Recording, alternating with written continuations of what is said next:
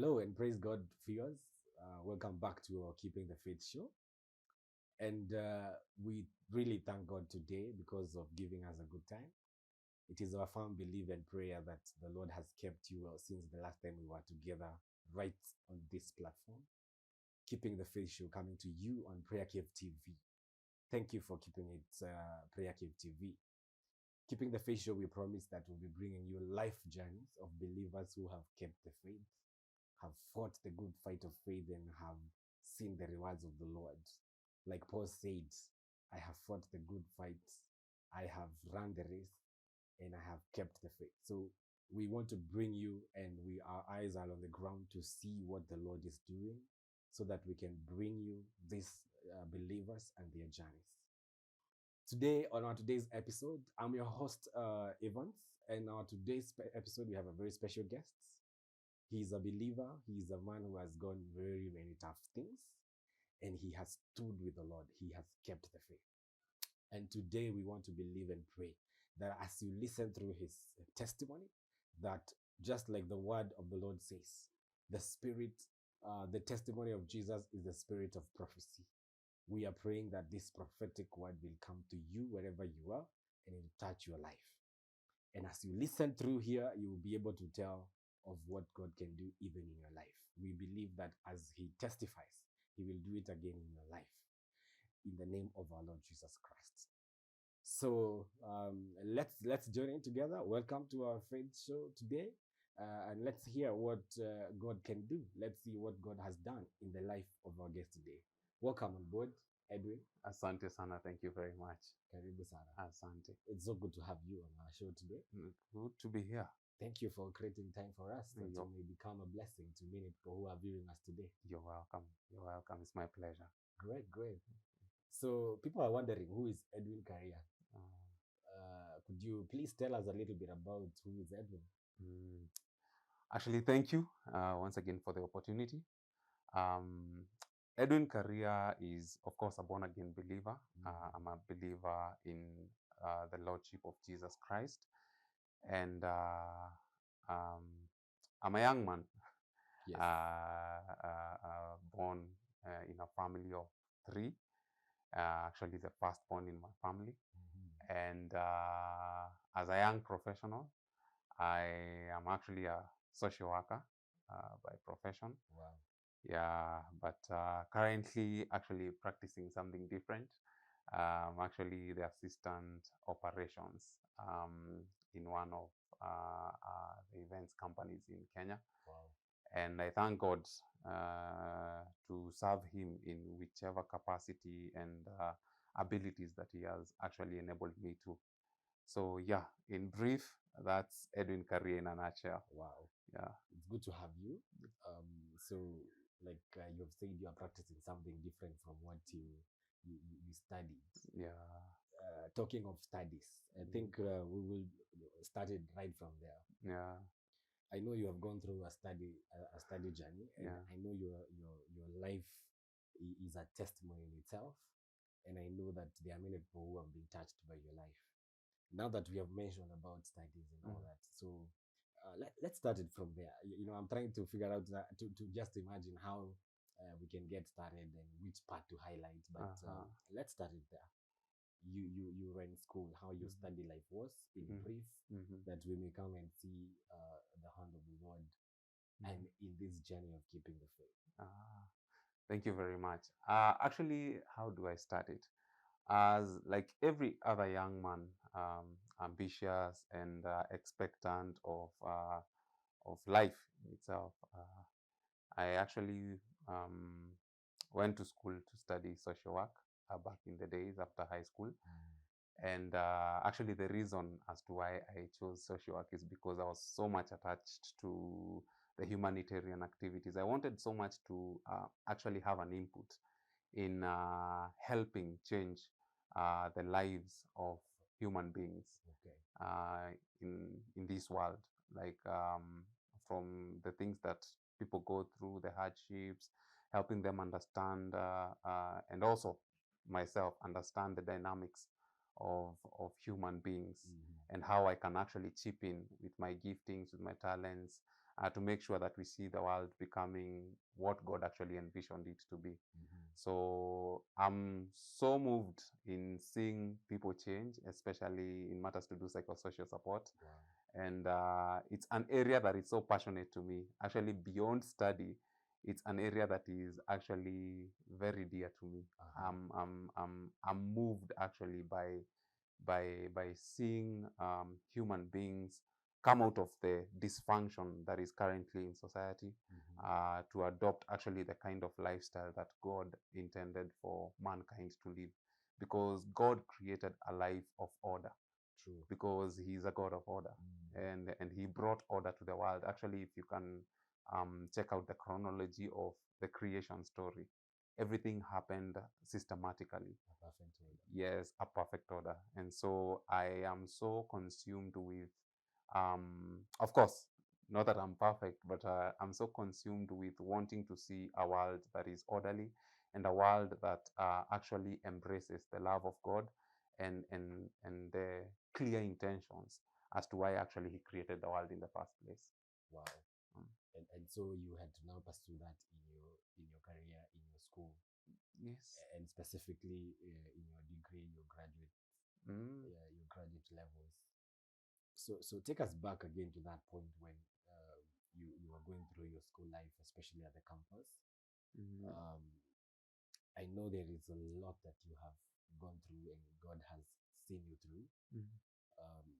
And I think it all started at the time when you were pursuing your school. So you have finished your graduate levels. At a graduate level, I mean. Yeah. And then are you going to start looking for jobs? You know, most of the people when they finish their degrees, they start looking for their work, for their job to do. So are you going to do that, or how does it how do you see it? Actually, again, like any visionary, we went to school to acquire skills, and these skills actually came to complement our talents and abilities, because talent alone, without at least a little bit of information, cannot take you very far. So, of course, like any other graduate, you would expect that once you've graduated, you'll go into venturing into either business, for those who are inclined to business. And for some of us who actually wanted to fit into the NGO world, I would really want to say, because it was a dream for me to actually serve with one of the well-to-do NGOs. Not actually for prestige purposes, but for service. I really wanted to grow in the area of service to humanity. I know we can serve in very many ways, but I was particular in what in the area that I had chosen for myself. Now that was social work, that was community development, that was project management. But having said that, God has His way of doing things. True. And it was quite a challenge for me to secure a placement, and I had to do so much because God blesses the work of our hands. True. So I got contracts, small contracts, from selling insurance to, what did I do? I did evaluations. I worked as an enumerator. I marketed things, actually. I sold things.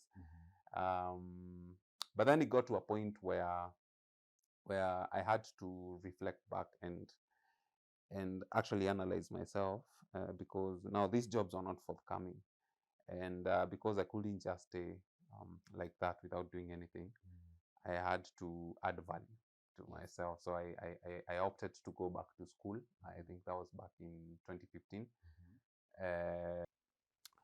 Now the downside of my story started. It was one evening, I remember. I was coming back home from school. I was living with my parents, of course.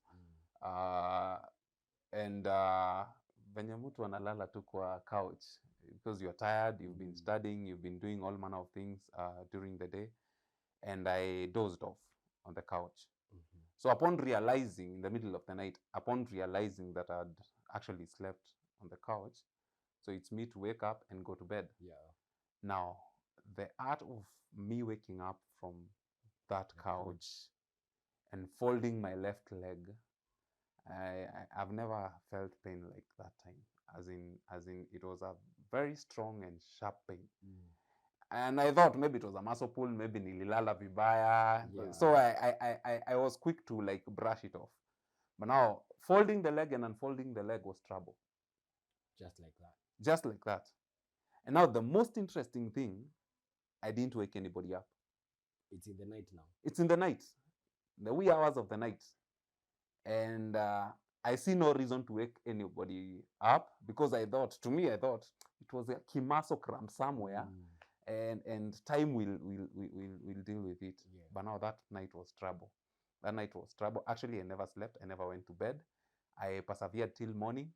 And in the morning, when now my parents woke up, I was like, yo, guys, I need to go to hospital. This is what I felt at night. Acha niende. So my dad, by the way, sijui kama ni faith level, alikuwa hakuna kitu alikuwa ananikia kubwa. Like he told me in Kikuyu, like, see, you just go to Kiambu district utakuangalia, so because tulikuwa tunafikiria ni kitu ingine very casual. Yeah. So I went to Kiambu district hospital, because I took myself there, of course limping kidogo, and I saw the doctor, and he sent me for x-rays, and I came back with the results, and this is what he said. Your case looks like a mild case of osteoarthritis. And I'm like, yo, arthritis. I thought arthritis is for old people. For old people. So this is a young man in school. I'm like, yo, hujui chenye unasema. But I had to take the doctor's diagnosis and opinion. Of course, not in the spirit, because my spirit was telling me I'm not sick. Yes. So he prescribed drugs for me. So I went for drugs. Of course, arthritis, what do they take? They take diclofenac. It was pain relieving drugs and creams. So I went over the counter, got the drugs, and at least I got some relief. Okay. But now I could feel like the pain is not gone, and that went on for quite some time, because I was telling and this is happening when you're still at school.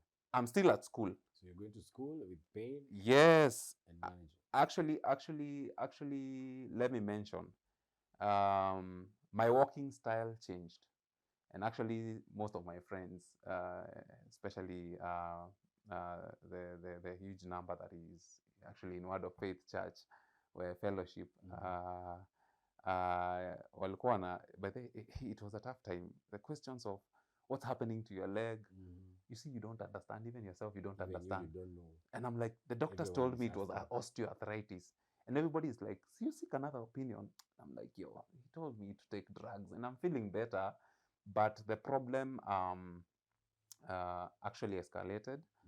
And I had to seek, after like 3 months or 2 months, I had to seek another opinion. So I went to Kikuyu Hospital for another review. That was in 2015. Sasa ikienda kuisha.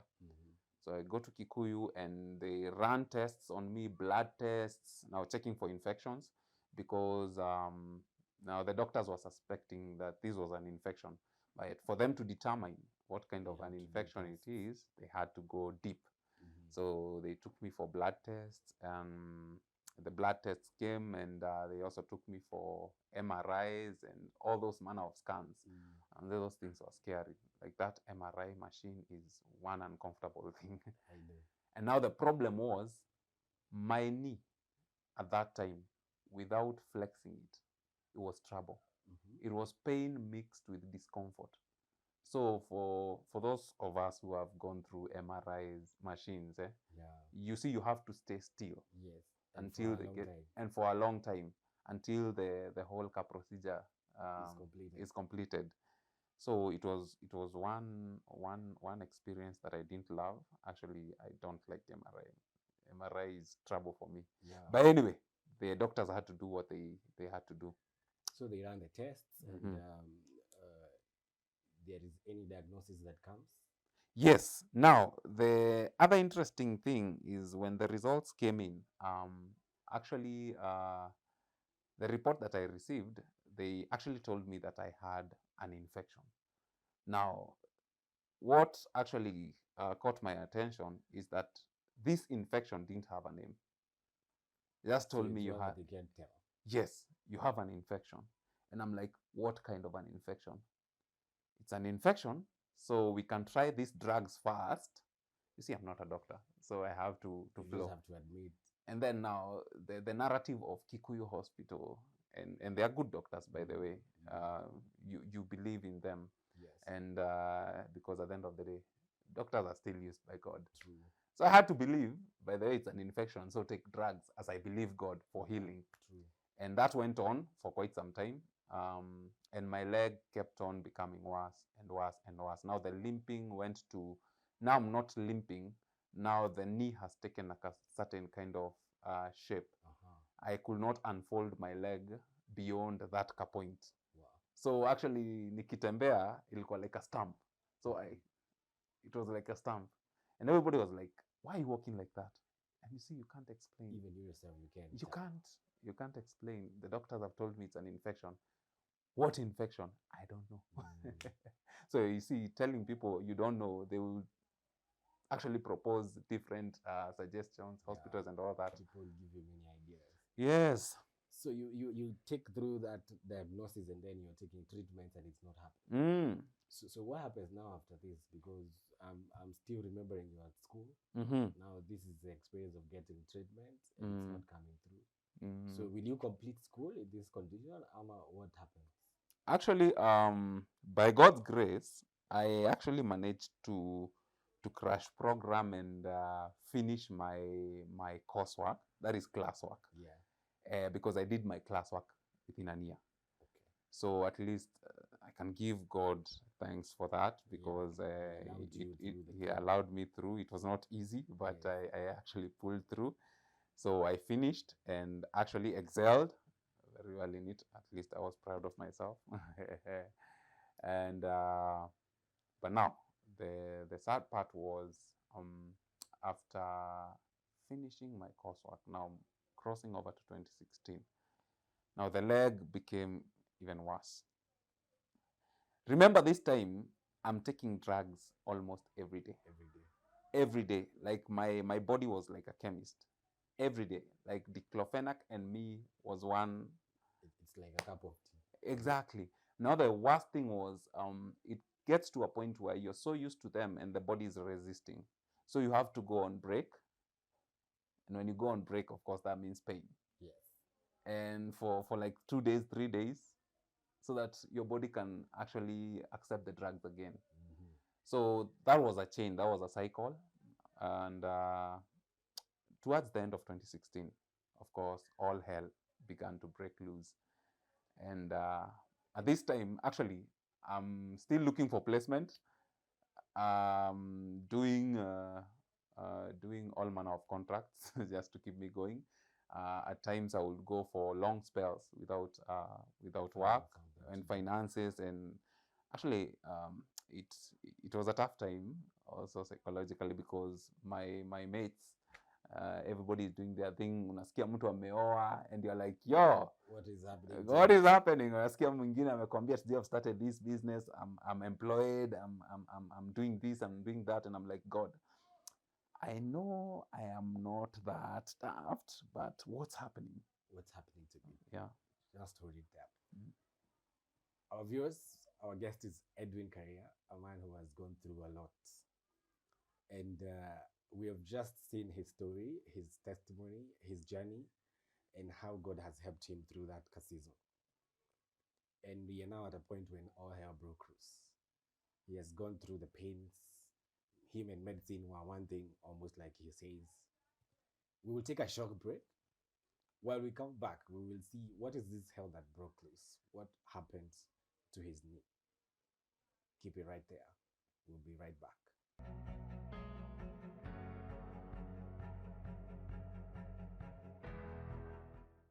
Welcome back on the Keeping the Faith show. And just before the break, we had our guests, Edwin Karia, telling us about his experience, his journey in his school, and how the sickness started. And at one point, when he is just about to be coronated with his masters, all hell broke loose. So welcome back. Let's hear from him what happened from here on. So you were telling us about now this instance where now all hell broke loose. You were trying to take your medicine, it's not working. Mm-hmm. So there's a lot of pains happening. The knee now took a shape altogether. You have already gone to do tests at the special treatment centers in Kikuyu and the rest. So tell us what happened. Now, there's this time now you've left, you're still doing your school. So what is this hell that broke loose? Actually, I would say fast forward to the end of 2016, start of 2017. It was actually one of my down times. Actually, ever since I started existing, and my father, who is late, God rest his soul, um, got ill, and at this time, it was double tragedy because his health I could see. In as much as he was not outspoken about it, of course, my father being my father, Yes. and The soldier in the house. yeah, soldier in the house. Of course, his health was deteriorating. He was not feeding right. Now, the most interesting thing is that he was not feeding, but there was no pain. And you would ask him, why are you not feeding? But he never knew that we actually noticed. So that went on. Now, on my side, my knee became worse. Now, walking started being an issue, Difficult. and it started being a bit difficult actually. And I was actually even introduced to crutches. So I So now took it one got to that crutch. extent of It got to taking that crutches. extent, and I had to hold everything. And a good friend of the family actually got concerned, and he actually proposed that we visit another doctor because I had done a lot of ping pong with hospital and doctors, and I'm not getting solutions. So we had to change camp in matters to do medical attention. So I moved to one specialist, an orthopedic surgeon in town, in one of his clinics, and we started diagnosis. And he, just like any other doctor, would run you through tests. I was sent for an X-ray, and the most interesting thing was he also pinpointed the issue of having an infection. But because he actually had no idea what kind of an infection this was, we had to go through tests. And one of these tests was actually surgical. And I had to be booked in for surgery. Now, this was my first, and it was an interesting experience, and a nervous one, because kusikia kisu bana, It's not a nice thing. it's not a nice thing. Yes. Man, On your body. you see, it's not being selfish, but there are some things unafikirianga, by the way, this is not for me, bana. Yes. I'm not saying it's for anybody else, but You God, are not ready for this. I'm not ready for this. But we had to take it because at the end of the day, like I said, doctors are still used by God. Of course. So so I was booked in for surgery. That was 2017, around was it March? March, April there, I can't remember quite well. And I was booked in for surgery at Avenue Hospital in Parklands. And I went in, and they did the surgery. They were to do biopsy, so they also had to take samples from my knee and run tests with it. So that was done, and I was discharged and went home, of course, with the bandages now. And now I'm introduced to having foreign objects on me, like bandages and wounds, which was actually very new for me. And that week of waiting for the results was actually the genesis of my problems, if I can say. As if what I had before was not enough. Yeah. That was the genesis of my problems, because I actually developed a sensation that I was feeling on my knee and my leg. actually on the upper side Mhm. of this leg. I don't know if you can see. Yeah. And pus found its Ooze. way out Wow. from this part Is of it the from leg. the wound or it's from No, now a separate it's place separate altogether? now. So this scared me. The wound is Wow. on the knee, a surgical wound, But but now it's a now different place it's a altogether. different place altogether. Now, as if that was not enough, I actually experienced a series of I would call it fresh pain, because this was pain like never before. Like you haven't. So all this Like, time you were having medication and all that. yes, like But this was this is pain nothing like never compared. before. Yes. So I had to go back, of course, for review. And actually, what scared me was the doctor looked puzzled. Even him is scared now. He looked puzzled, and I noticed. He told me that he would run more tests on me. So, of course, he took samples of whatever was happening. I actually can recall there was a time he actually asked, like, now, what can this be? Of course, he would ask that as a normal human being. Yes. And we had to redo some tests. And it was a series of clinics and visiting the doctor and not getting solutions. So it's not getting better. It's not getting better, it's getting worse. I'm So back to taking my drugs, painkillers. You take them, they're like, actually, my body looked like a chemist. I'm confused, distraught. Actually, I shifted from sleeping on my bed to sleeping on the couch, and not the couch per se, even sleeping seated like this, the way I'm sitting. because the knee can't bear. It can't, not even bending, it's the pain. Like you would twitch a bit, and it was like, actually, there was a time I even thought of taking a knife and cutting off my leg. Because now it feels unbearable. Yeah, it feels unbearable. Of course, that was a wild imagination. Yes. And you would like, if I can only cut this thing off, ipone huko kwanza, and then I'll pick it up again. Later. God, I know you're doing something, but This is too much. this is too much. And now something was very interesting, just to cut it short. I kept on testifying to myself that all this will be over someday. And I don't know what strength actually I came over me, because anytime I felt like feeling bitter and getting bitter, I actually used to encourage myself. I remember I'm the same person who used to encourage dad, like yo, everything is going to be okay. Yes. So that went on. Fast forward, it went on to September that year. That was 2017. Mm-hmm. And I actually got to a point where I had to change and shift camp. Changing the Because doctor now. change the doctor now. Now this is the third hospital, Yes. third specialist. And And at the time now you're doing all this, you yes, had mentioned earlier your dad is also not well. yes, he's not well. He's not So the feeding both right. of you are We are at a place in need that of is attention. not interesting. But at least for him, that time it was not as bad. He Yeah. was now skipping certain foods that he used to love, and you would wonder, you see the body. Of course, he has not complained that he's sick, but you will see the body. You see he's not right. But anyway, he So was you not get that a badly new, off.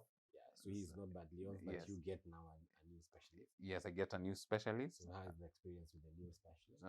That was actually they're specialists who actually became like family to me. I went to AIC Cure Kijabe, and they also did their own tests and booked me for surgery September that year. Actually, the most scary thing that one doctor said and pointed out was like, your case looks like a case of benign tumor. And when he mentioned benign tumor, and I was like, man, tumor equals cancer. Yes. Now, Edwin, hapa ni Mungu.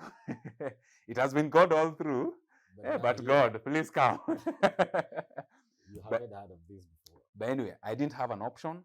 My option was only God. Yeah. So whichever direction God takes me through, that's what you do. So they proposed actually surgery on day one. So that's a second surgery now. That's a second surgery now. So I was booked in for surgery. And all this time, by the way, my knee was hot like lava, like it was hot. It was painful. Actually, even transporting me from one place to another. I didn't have comfort in cars, by the way. You will carry me in whichever car. I didn't have comfort because the slight movement of my knee is moving. I will scream like it was bad news. And now the confusion was people can't understand the magnitude of your pain. Actually, there are times you'll see people actually getting so puzzled to the point of they are now agitated because you're here telling, like, there was one instance where my brother and my dad were taking me to hospital for tests, and I'm like, acheni kupeleka hivyo, and it was So like, I can na sasa understand. tusiende. So now, fast forward, you've gone out for the second surgery. Yes. So there's a time you told me you had even now gone up to India for further treatment. So how does it flow, all this one? India. Now, India is another story altogether. India is another story altogether. Why? Because after my second surgery, fast forward to 2018, again, I didn't get the success that I wanted from the second surgery, and my wound. Actually, I had a wound for all this time. Yes. So I was in shorts and bandage every day, like going for cleaning and redressing and dressing. It was tough work. Every day I had clinic sessions. So what made you to be taken to India? You're going to a different one, or it's the same one? Actually, what happened? A friend of my dad's, actually a business partner, if I can say, was concerned about my father because he has not been showing up in the limelight. Why to mention? There was a time actually, now my father, his health had deteriorated, and you ever seen a drunk man walking, like the way you will stagger? Like he would stagger in the house. Now me with my two crutches, I will be his help. Really? You can imagine. Now he's a person who is looking after his sick son, but he's now staggering in the house, and I will support him. Crutches, I'm supporting him.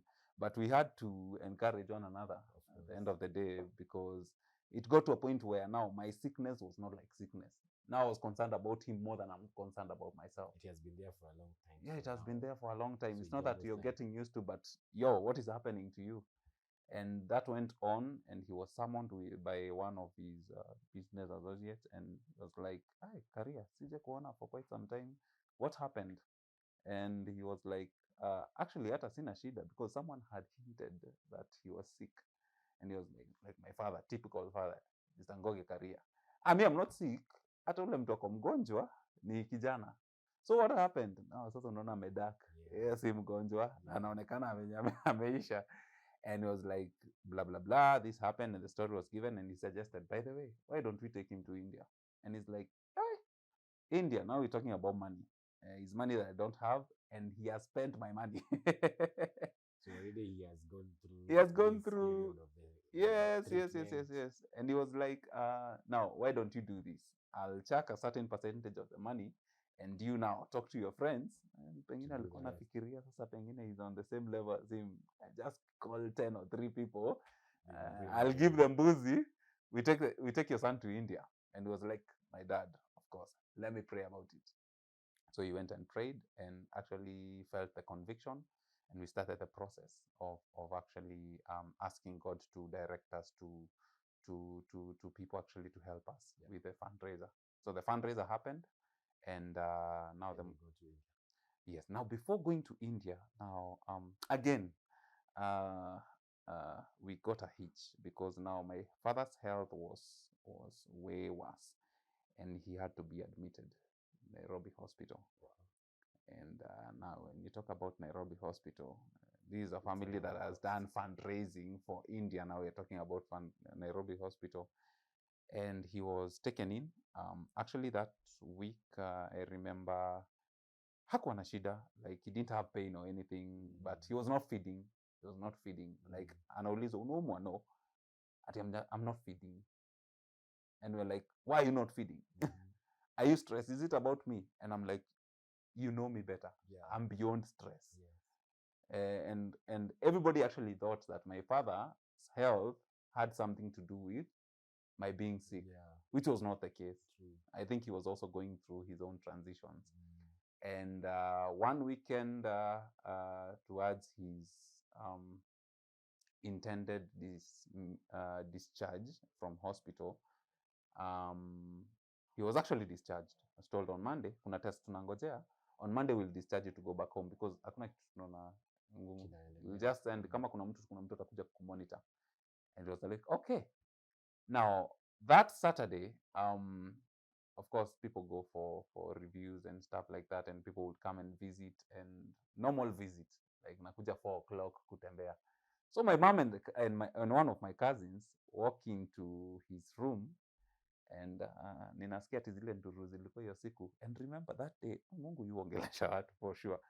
That day my soul was tensed, and I don't know why. My soul was tensed because there was silence, na hiyo silence sikuwa ninaielewa ni nini. So they get into that room, look at this man, macho yake ime roll back, and he's sleeping in a position that is not normal. So of course this person is not there. So my mom knew, by the way, mtu hayuko. So ni scream, and doctors come and nurses, resuscitation. And this was a resuscitation that I hear that happened for an hour. And of course, doctors pronounce you dead. Within 20 minutes, man, say, you're gone. Yeah. So miraculously, his pulse was found. Now, from there, ICU direct. Now these are stories wanakuja kunipatia jioni. So wewe uko nyumbani sasa. Mimi niko nyumbani. And I was like, God, what is this? But anyway, if this is your will be done. No, it gets. So he's going into ICU. Yes. No, he's not going into ICU. He's already in ICU. After the resuscitation now. After the resuscitation. Yes, because he's in a coma. Yes. So I'm still going to India. And your dad is in the ICU. And my dad is in the ICU. This is serious. Yeah. This is serious. So actually, we had now to focus our attention on To him. now. To him. Now his is now more of an emergency. It's more of an emergency case. So, and then the emotional imbalance and the tension and the confusion, and at least by God's grace, he gained consciousness. Like after 4 days, if I can't remember quite well. So he ran into coma for about 4 days. 4 days, yes. Okay. And he gained consciousness, and actually now the most interesting thing, he never talked after that. Like out of coma. Like actually after the coma, like that was the last that I heard my dad's voice. Really? He could not talk. He was just looking at you guys and moving. And at times unamwangalia, it's like he hakurecognize. Now that was painful. I can imagine. I remember the day they took me to the ICU place in Nairobi Hospital to see him. It was a picture that I don't like remembering because it was weird and scary. You look at someone and you're like, no, this is not my father. And how God gave me composure out of all that, I cannot recall. It's just him who knows. Actually, I didn't cry. And I was like, easy machine zote. And this guy, Anakam, and say, I don't want to even remember that picture. It was a bad one. I would call it bad. Yeah, but life had to move on. So is he? How long is he going to take in the ICU? Now, how long it's going to take in the ICU? It was indefinite. So it's until he recovers. Sure. So now we had to kill 2 birds with 1 stone, and fortunately, he got to a point where they thought it wise. Now they can discharge him from the ICU and take him to HDU. But now, at this time, he could not do anything for himself. He's not even talking. He's not even talking. He's just looking at people. Like all his muscles had died. Remember, he came to hospital not feeding right. Yeah. So he's weak. And this was a man who was being carried now, as in like he now became like a child. He's totally dependent. He's now totally dependent. And now when he got to the HDU, we had to sit down and talk. So a suggestion was given from the concerned parties, like, Edwin, this is what we've decided. You and your young brother, you're going to India. How? By Pekedu Mutenda. How do you deal with a case of a father who has run into a coma on ICU bed? How do you deal with a case of you are running a fundraiser for you to get treatment, special treatment overseas because it has become impossible and difficult here to get the treatment after 2 surgeries, after 3 surgeries, surgeries after surgery, excruciating pain, and still trusting God? Edwin Karia and his testimony, and how and where is the place of God in all this. Watch out for part 2 of this testimony as we look to see whether he was able to get the treatment, whether he went out to India, and whether his dad was able to get out of that high dependency unit role. Please keep it right here. This is Keeping the Faith Show. Watch out for part 2 of this session, and then we will see what God can do. God bless you. See you same place next time on Thursday, same time.